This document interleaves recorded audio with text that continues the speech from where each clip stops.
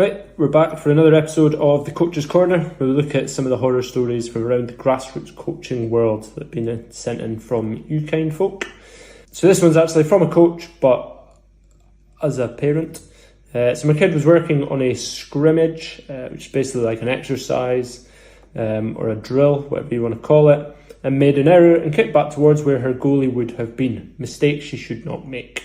The coach stopped the gameplay, told the girl who passed to my kid not to pass to my kid again, essentially playing keep away with my kid, and that's what they did the rest of that practice and season.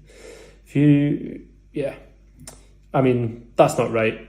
In fact, it's bullying. There's no other way to put that. That is bullying. You're isolating and villainising that child for making a mistake, which actually, I would argue, probably isn't even a mistake. Goalies are just as much outfield players nowadays as they are goalies. So, did the goalie make a mistake?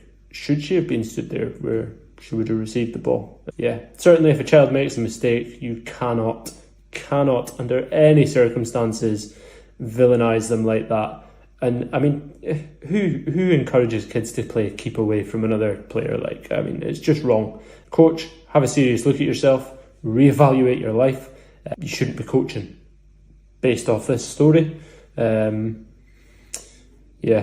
not how you encourage players. That's not how you develop players. That's just not the way it's done. It's a perfect example of what not to do. Develop your players, coach them, mentor them, improve them. Don't villainise them. Don't isolate them. Don't turn them into a victim. That's just not okay. Yeah, sort yourself out. Hopefully you're not coaching anymore. This happens too often, but I would say that's quite an extreme case. If you do see something like that, parents, please don't just take your kid away from the club. Raise it with the club. If you're going to take them away from the club, then that's fair enough, because clearly there's some damage there done within the team, but the rest of the players getting involved and stuff as well. But please raise that so that the standard of coaching can be elevated and so that the club can fix the issue.